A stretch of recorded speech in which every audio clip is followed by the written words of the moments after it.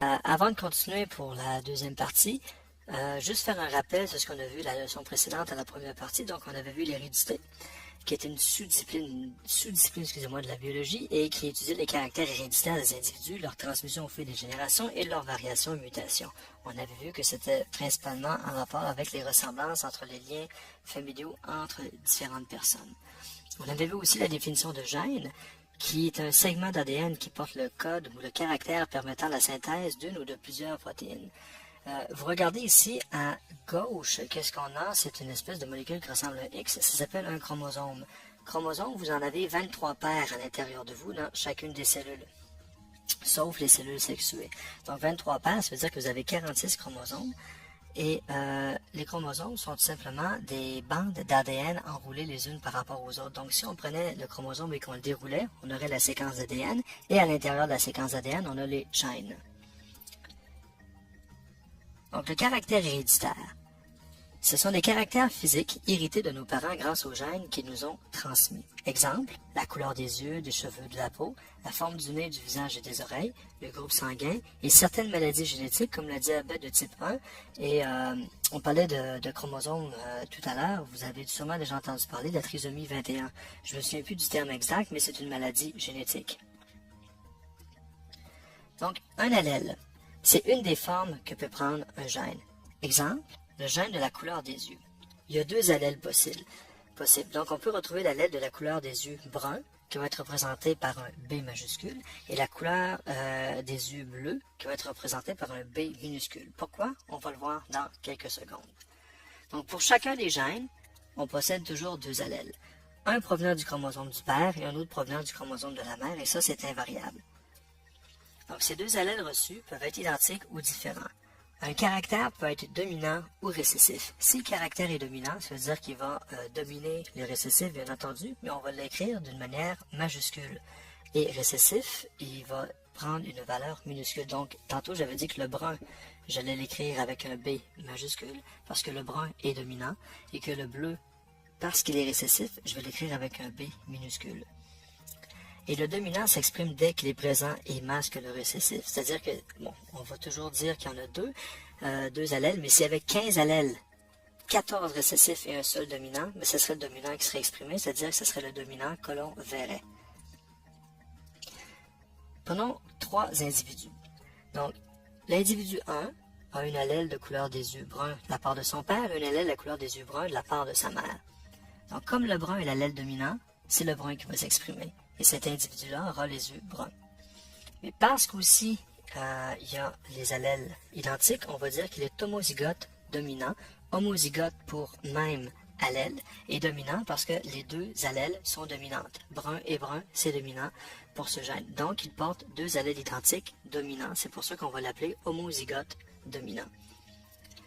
Deuxième individu possède un allèle de couleur des yeux bruns et un allèle de couleur des yeux bleus. Donc, on voit ici qu'il y a deux allèles de couleurs différentes, c'est-à-dire un brun et un bleu. Mais comme le brun est dominant par rapport au bleu, c'est le brun qui va être exprimé, donc la personne va avoir les yeux bruns.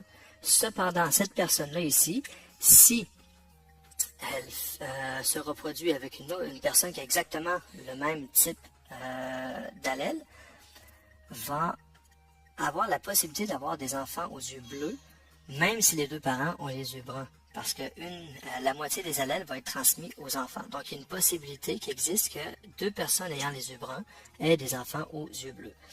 Et des personnes qui ont les yeux bruns, malgré la présence d'un allèle bleu, on va dire que ce sont des personnes hétérozygotes, car ils possèdent deux allèles différents. Hétéro pour différent, zygote pour allèle. Donc, on voit ici hétérozygotes, ils ont des allèles différents. Et troisième possibilité, une personne qui a un allèle de couleur bleue de la part du père et un allèle de couleur bleue de la part de la mère. Donc, ici, on ne voit pas de brun. Donc, la couleur bleue va pouvoir s'exprimer et cette personne-là va avoir les yeux bleus. Si il y avait eu du brun, la personne aurait eu les yeux bruns. Donc, une personne qui a les yeux bleus va automatiquement transmettre l'allèle bleu à ses enfants. Et cette personne-là ici, on va dire qu'elle est homozygote récessive, car elle porte deux allèles identiques, mais récessifs. Donc, homo pour même, zygote, allèle. Donc, homozygote, deux allèles bleus, et récessif parce que le caractère est récessif. un génotype caractérisé par une paire d'allèles, dont est doté un individu pour un gène donné. Exemple, la couleur des yeux. Donc, on peut avoir brun-brun, exprimé par grand B, grand B. On peut avoir brun-bleu, grand B, petit b. On peut avoir bleu-brun, B, grand B. On s'entend que ces deux-là, ou même ces trois-là, la personne va avoir la couleur des yeux brun. Et la quatrième possibilité, bleu-bleu, petit b, petit b. Donc ça, c'est un génotype. Dans le fond, c'est les caractères possibles que les possibilités possibles que les personnes peuvent avoir comme paire d'allèles. Cependant, le phénotype, c'est l'expression observable d'un gène chez l'individu. On reprend encore la couleur des yeux. Donc, on peut avoir brun-brun. Donc, le phénotype va avoir les yeux bruns. C'est-à-dire que la personne va avoir les yeux bruns parce que c'est le caractère dominant qu'on va pouvoir observer. Pour brun-bleu, le caractère dominant va s'exprimer, donc la personne va avoir les yeux bruns. Pour bleu-brun, la même chose, le caractère dominant va s'exprimer et la personne va avoir les yeux bruns. Et bleu-bleu, c'est le caractère récessif qui s'exprime et la personne va avoir les yeux bleus. Donc on voit ici qu'il y a 4 génotypes possibles et qu'il y a 2 phénotypes possibles. C'est-à-dire que les 4 génotypes sont représentés par les paires d'allèles que l'on a et les phénotypes, c'est par rapport à ce que l'on peut observer. Donc, malgré le fait qu'il y a 4 génotypes, il y a 2 seuls phénotypes différents, brun et bleu. Croisement, c'est un peu plus compliqué à comprendre, donc c'est un échange de gamètes entre 2 individus différents qui se réalise lors de la reproduction sexuée. C'est-à-dire que lorsque vos parents vous ont conçu, il y a la moitié des chromosomes qui proviennent de votre père et la moitié qui proviennent de votre mère. Donc, ces chromosomes-là ont été divisés à l'intérieur des organes sexués. Et on peut représenter ces croisements-là avec un échiquier de Punnett.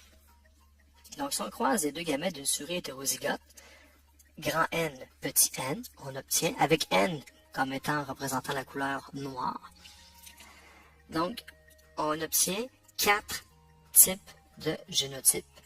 C'est-à-dire qu'on a NN, grand N, grand N, petit n, grand N et petit n, petit n. Donc, on voit qu'il y a 4 génotypes. Cependant, les phénotypes, il va seulement en avoir 2. Donc, 75% des souris vont être à poil noir, c'est-à-dire lorsque le caractère noir qui est dominant peut s'exprimer, et 25% des souris vont être à poil blanc, c'est-à-dire lorsqu'il n'y a aucun noir dominant. Donc ici, on voit très bien qu'il y a 3 phénotypes sur 4 qui vont donner noir, et un dernier qui va donner le poil blanc.